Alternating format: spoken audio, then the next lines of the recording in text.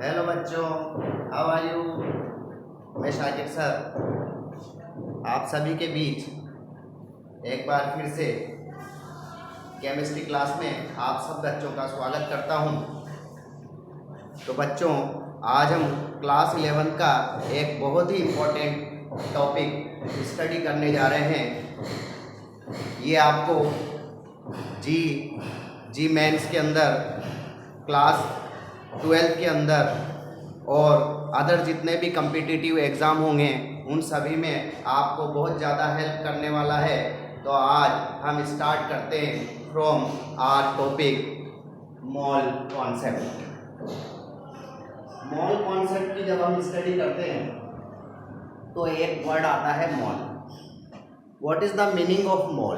तो हम सबसे पहले इस मोल के मीनिंग को समझेंगे।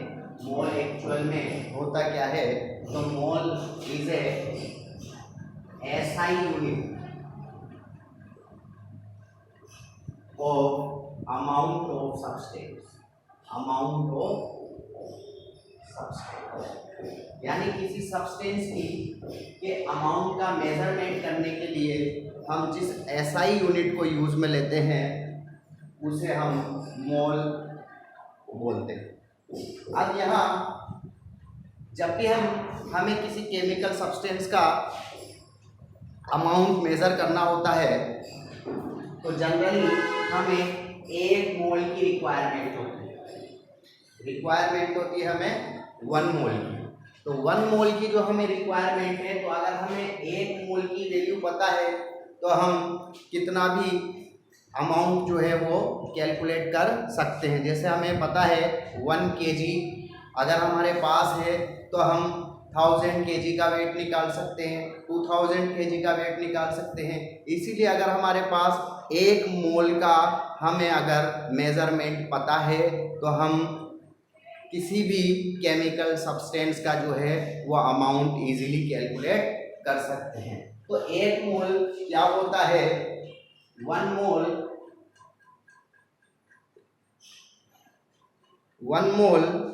of any substance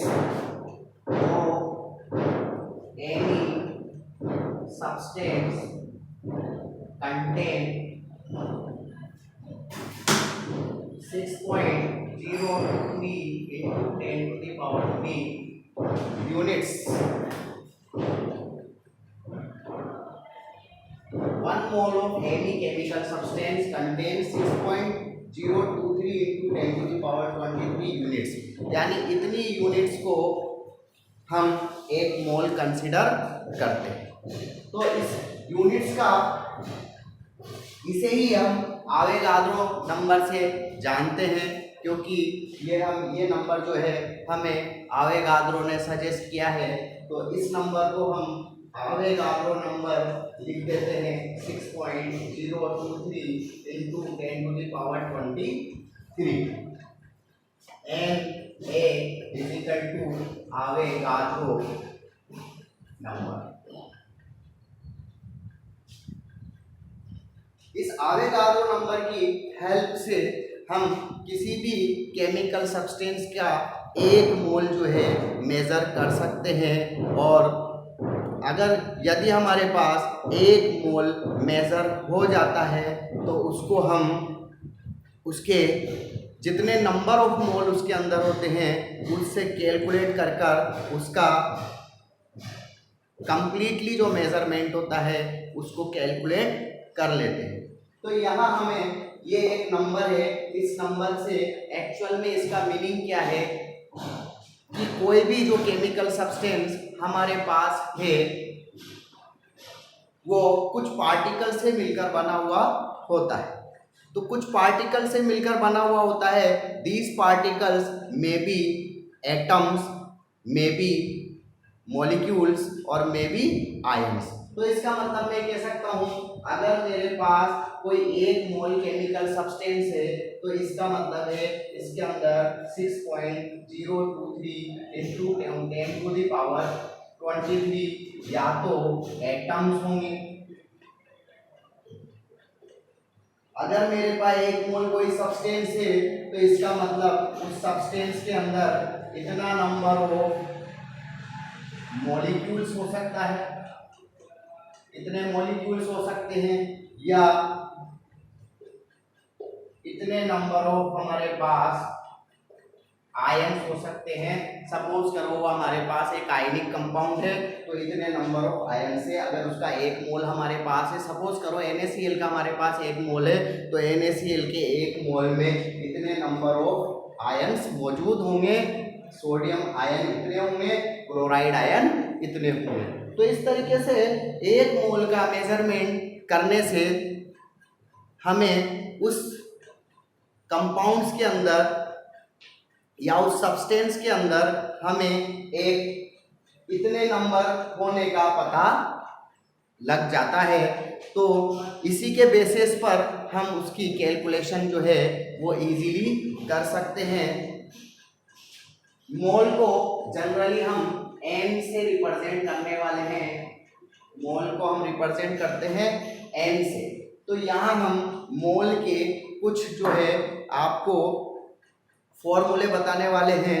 इन फॉर्मूलों के बेस पर मोल से संबंधित किसी भी टाइप का हमारे पास कोई क्वेश्चन हो उसको हम इजीली सॉल्व कर सकते हैं। तो मोल के कुछ फॉर्मूले हैं, आप अपनी कॉपी में रिटर्न करें।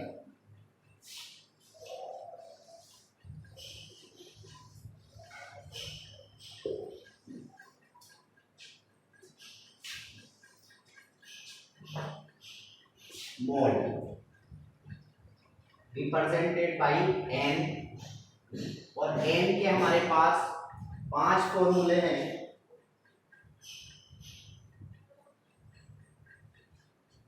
Number 1 is n is equal to W upon n, given mass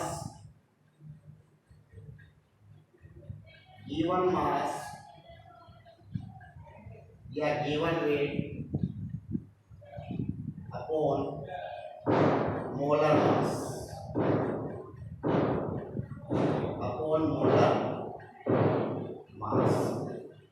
तो given mass upon molar mass, इसको हम n is equal to W, हम m भी लिख सकते हैं।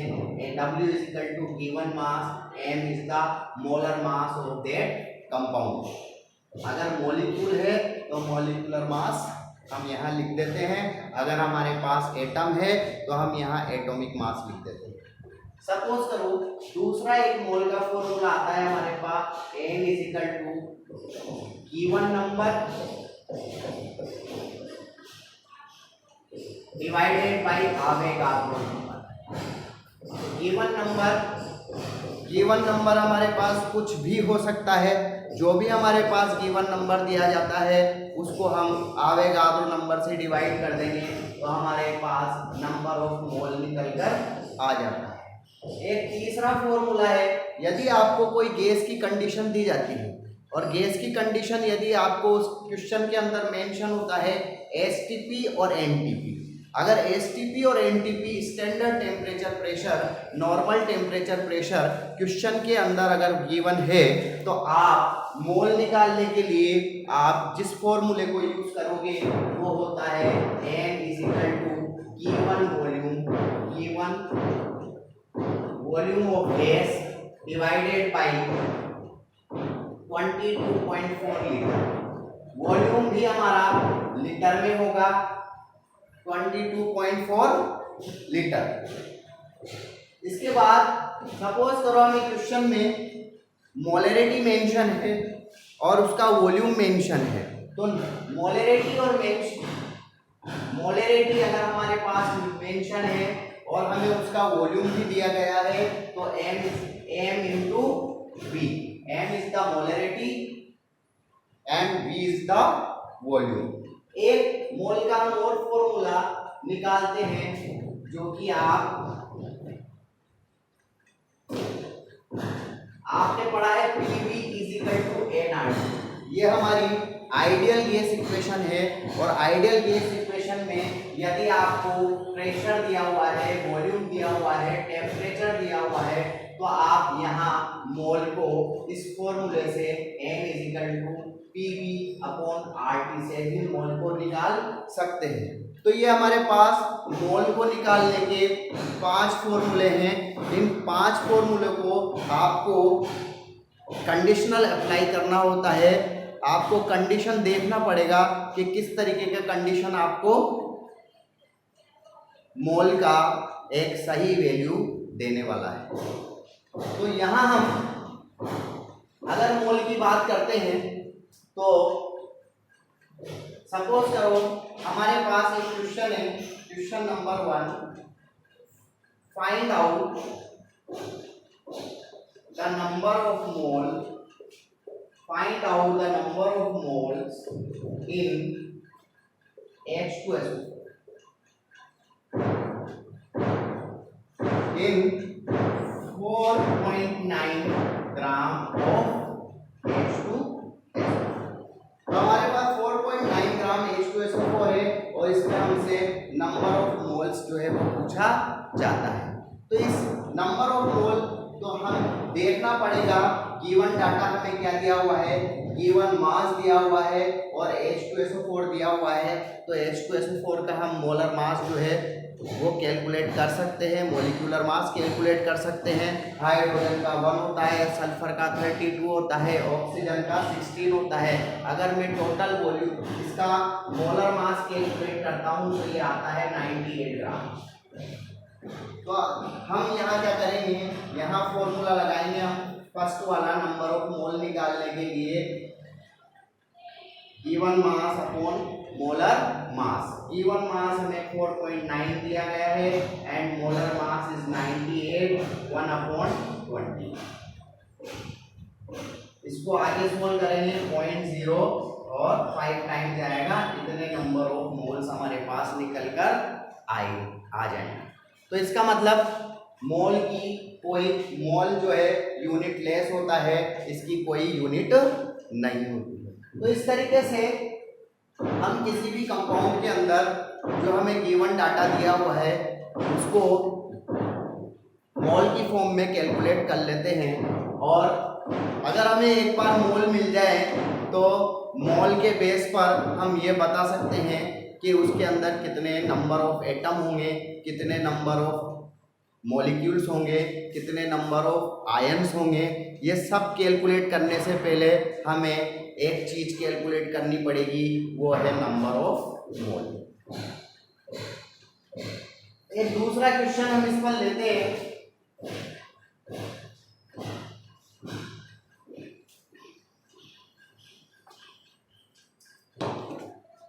Question number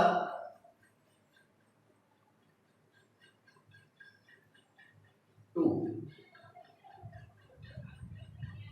find out the number of molecules in 4.3 gram of ammonia।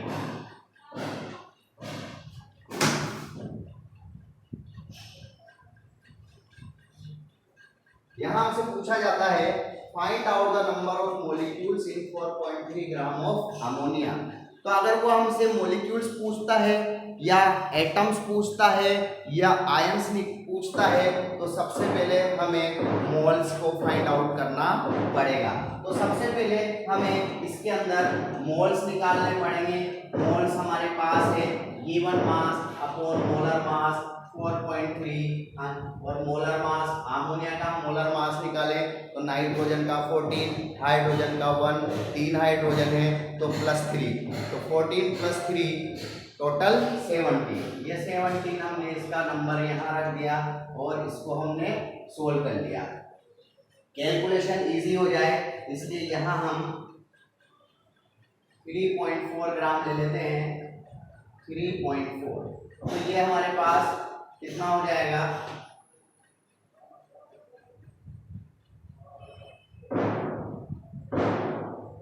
1/2, 1 divided by 20 times 0.0।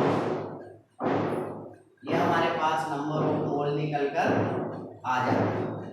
अब जब ये नंबर ऑफ मोल निकाल कर आ जाते हैं अब हमसे उसने नंबर ऑफ मोल तो क्वेश्चन में पूछा नहीं है, हमसे उसने पूछा है कि क्या बताना है, नंबर ऑफ मॉलिक्यूल्स बताओ। तो नंबर ऑफ मॉलिक्यूल्स निकालने के लिए नंबर ऑफ मॉलिक्यूल्स निकालने के लिए जितना भी नंबर ऑफ मोल हमारे पास आता है, नंबर ऑफ मोल्स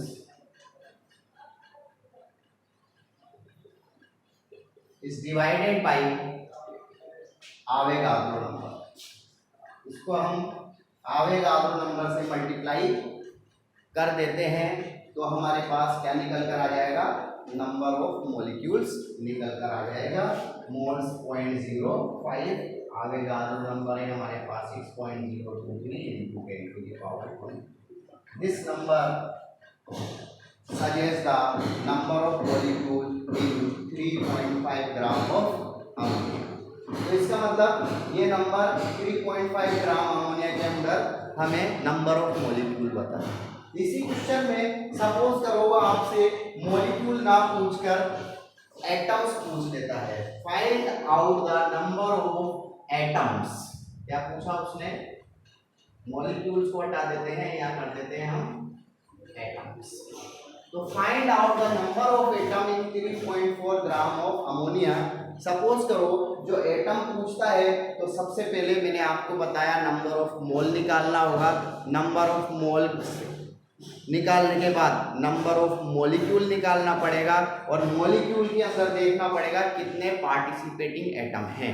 तो यहाँ हम देखते हैं हमें जो गिवन मॉलिक्यूल है वो अमोनिया का मॉलिक्यूल दिया हुआ है और इस अमोनिया के मॉलिक्यूल के अंदर अगर हम पार्टिसिपेटिंग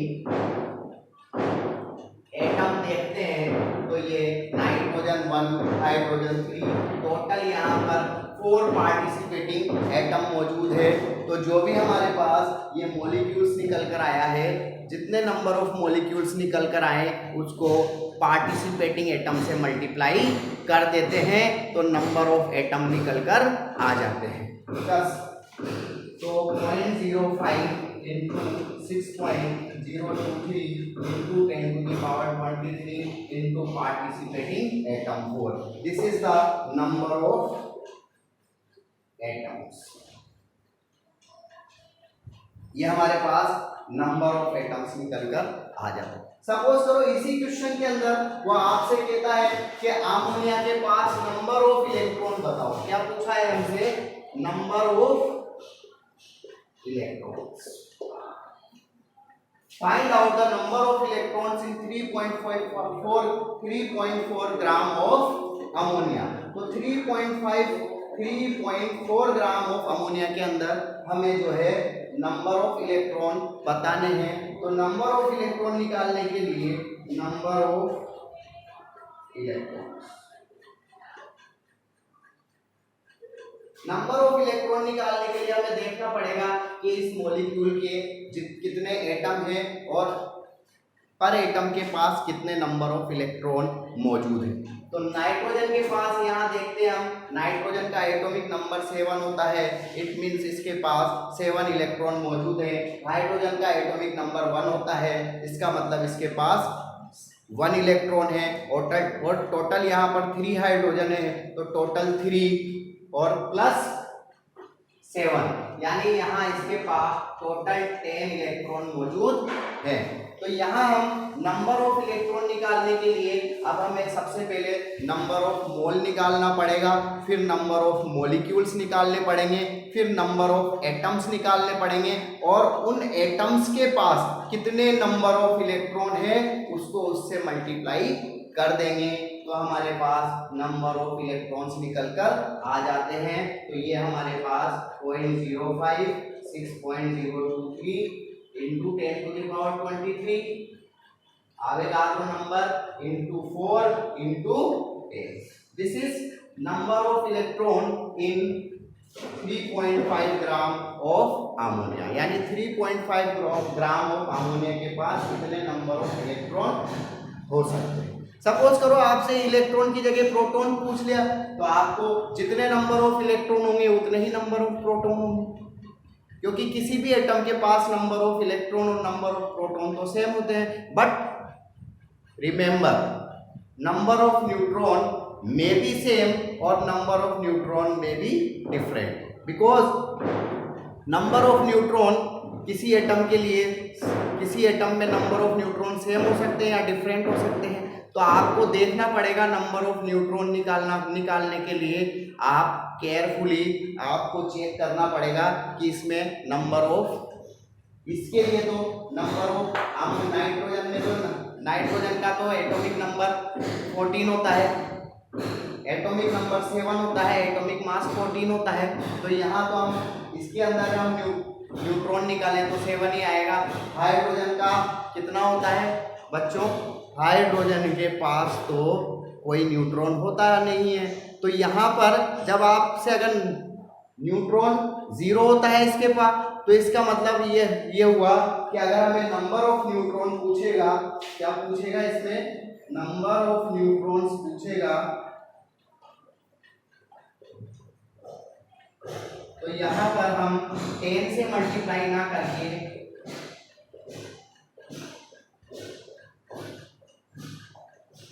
4 into 7 से मल्टीप्लाई करेंगे, क्योंकि हाइड्रोजन के पास कोई न्यूट्रॉन मौजूद नहीं है, बट नाइट्रोजन के पास 7 इलेक्ट्रॉन, 7 प्रोटॉन और 7 न्यूट्रॉन मौजूद है, जिसकी वजह से हम इसको 7 से मल्टीप्लाई कर देते हैं। तो इस तरीके से हम किसी भी कंपाउंड के अंदर मोल कॉन्सेप्ट का यूज करके उसके अंदर नंबर ऑफ मोल निकाल सकते हैं, नंबर ऑफ आयंस निकाल सकते हैं, नंबर ऑफ मॉलिक्यूल्स निकाल सकते हैं, नंबर ऑफ एटम्स निकाल सकते हैं, और उसके अंदर नंबर ऑफ इलेक्ट्रॉन, प्रोटॉन और न्यूट्रॉन, काफ़ी सारी, इस पर काफ़ी सारी वैरायटी के क्वेश्चंस बनते हैं। तो आई थिंक आपको ये कॉन्सेप्ट बहुत अच्छे से समझ आया होगा। इसी के अंदर मैं आपको मोल निकालने का एक यूनिटरी मेथड बताने वाला हूँ। अगर हमारे पास कोई केमिकल इक्वेशन है और उस केमिकल इक्वेशन के बेस पर अगर हमसे नंबर ऑफ मोल पूछ लेता है, तो हम उसको किस तरीके से डिटरमाइन करेंगे। तो यही हम मोल concept based on chemical equation, आप इसको रिटर्न कर लें, फिर मैं आपको यूनिटरी मेथड की तरफ लेकर चलता हूँ।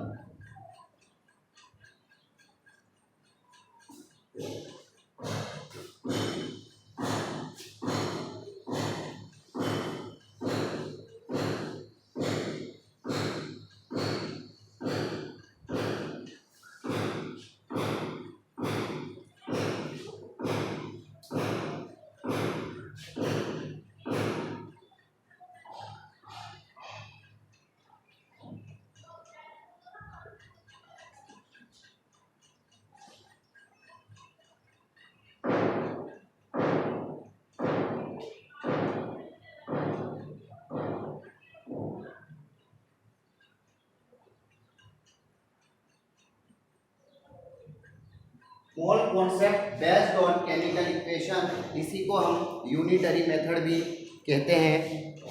यहाँ हम कोई केमिकल इक्वेशन लेते हैं और उस इक्वेशन के बेस पर हम नंबर ऑफ मोल कैसे फाइंड आउट कर सकते हैं इसके बारे में जान लेते हैं। तो सपोज करो हमारे पास कोई क्वेश्चन है, question number 3, 6 gram of nitrogen, 6 gram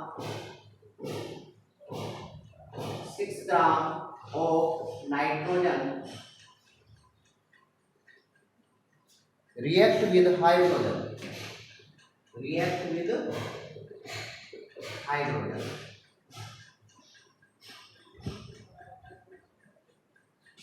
and ammonia, and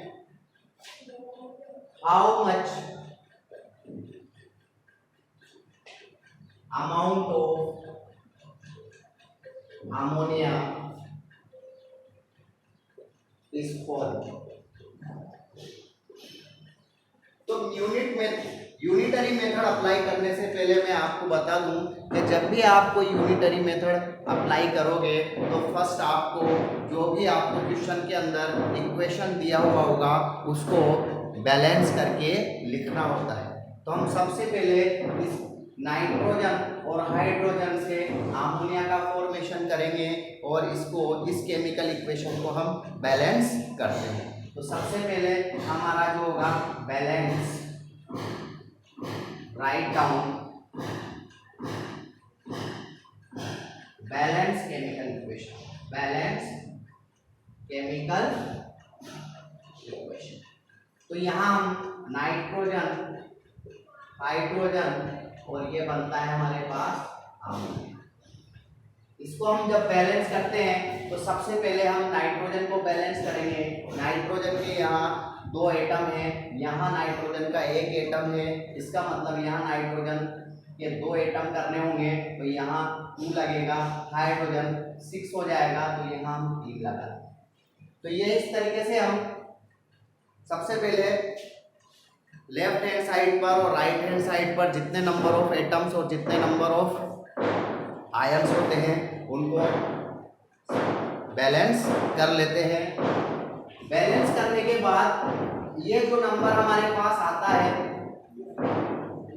किसी भी रिएक्टेंट या प्रोडक्ट के आगे जो नंबर लिखा हुआ होता है दैट नंबर इज मोल। तो ये इसका, उसके बाद हम इनके मोल लिखते हैं। इसका 1 मोल है, इसके 3 मोल्स हैं और इसके 2 मोल्स हैं। यानी मैं ये कह सकता हूँ कि इसका नाइट्रोजन का 1 मोल हाइड्रोजन के 3 मोल से रिएक्ट करता है तो 2 मोल्स ऑफ अमोनिया का फॉर्मेशन होता है।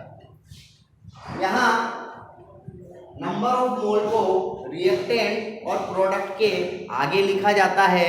इसी नंबर ऑफ मोल को जो रिएक्टेंट और प्रोडक्ट के आगे लिखा हुआ होता है इसी को हम स्टिशियोमेट्रिक कोफिशिएंट के नाम से भी जानते हैं। तो इसका अगर हम नाइट्रोजन का स्टिशियोमेट्रिक कोफिशिएंट देखें तो ये 1 होता है, हाइड्रोजन का 3 होता है और अमोनिया का 2 होता है। बस यूनिटरी मेथड लगाने के लिए हम क्या करते हैं, जो भी हमारे पास रिएक्शन होता है इस तरीके से, सपोज करो हमारे पास एक हाइपोथेटिकल रिएक्शन होती है A + B C + D। इस हाइपोथेटिकल रिएक्शन इसका A, इसका स्टिकियोमेट्रिक कोफिशिएंट A, इसका स्टिकियोमेट्रिक कोफिशिएंट B, इसका C और इसका D। तो यहाँ जब इसका हम यूनिटरी मेथड लिखेंगे तो Na divided by A equal to Np divided by B, Nc divided by C and Nd is equal to divided by D. This is the formula of unitary method formula। ये हमारे पास एक unitary method का formula निकल कर आया। तो हमसे जब भी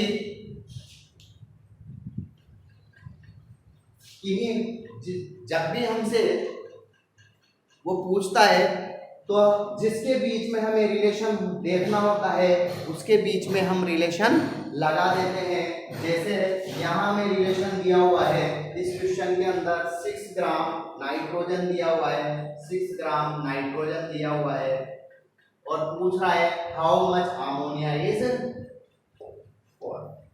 तो यहाँ हमारे पास हम इसको इस तरीके से NH2 डिवाइडेड बाई A की जगह हम लिख देंगे 3 और अमोनिया यानी NH3 डिवाइडेड बाई इसका स्टिशियोमेट्रिक कोफिशिएंट या हम 2 लगा देते हैं। ये जो नीचे दिया हुआ है A, B, C और D, this is stoichiometric coefficient of that reactant and that product. Stoichiometric coefficient. तो यहाँ हम स्टिशियोमेट्रिक कोफिशिएंट यहाँ इसका लिख दिया, स्टिशियोमेट्रिक कोफिशिएंट यहाँ इसका लिख दिया। अब हम क्या निकाल रहे हैं, इसके हमसे क्या पूछा है, अमोनिया कितना बनता है। तो मैंने अभी आपको बताया कितना बनेगा, कितना मास बनेगा। फर्स्ट आपको उसका नंबर ऑफ मोल निकालना होता है। तो यहाँ हम NH3 is equal to 2 into NH2 divided by यहाँ हमारे पास हाइड्रोजन का मोल कितना दिया हुआ है, 3 मोल हाइड्रोजन हमारे पास दिया हुआ है। तो इसका मतलब हम क्या करेंगे कि यहाँ पर 2 into 3 divided by 3 से 3 यानी 2 मोल्स ऑफ अमोनिया। इतना हमें अमोनिया का मोल मिल गया। अब जब अमोनिया का मोल मिल गया तो हमसे पूछा था how much ammonia is formed. तो हमारे पास सीधा सा फॉर्मूला है, number of mole is equal to given mass upon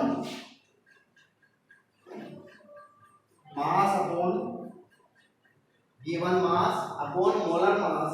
तो यहाँ अमोनिया का मोलर मास हम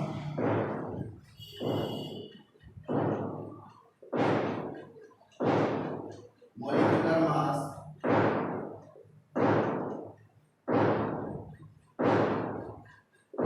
मास हमें निकालना है। मॉलिक्यूलर मास हम जानते हैं कितना होता है, 17 होता है। तो हमारे पास एक मास निकल कर आ जाएगा, mass is equal to 17 into mole हमारे पास कितने थे 2, तो into 2 is equal to 34 gram. तो इस तरीके से यूनिटरी मेथड को अप्लाई करने से हम काफ़ी इजी तरीके से किसी भी केमिकल इक्वेशन में नंबर ऑफ मोल को निकाल सकते हैं। और एक बार हमें नंबर ऑफ मोल मिल गया तो उसके बेसिस पर हम उसका मास कैलकुलेट कर सकते हैं, उसके अंदर नंबर ऑफ मॉलिक्यूल्स बता सकते हैं, उसके अंदर नंबर ऑफ एटम्स बता सकते हैं, उसके अंदर हम नंबर ऑफ आयंस बता सकते हैं। तो mole is a very important SI unit of measurement of chemical substance. तो आई होप आपको ये वीडियो बहुत अच्छा लगा होगा। इसी के साथ मैं शाकिर सर आपसे अलविदा लेता हूँ। मिलते हैं हम अपनी केमिस्ट्री की नेक्स्ट क्लास में। Good day.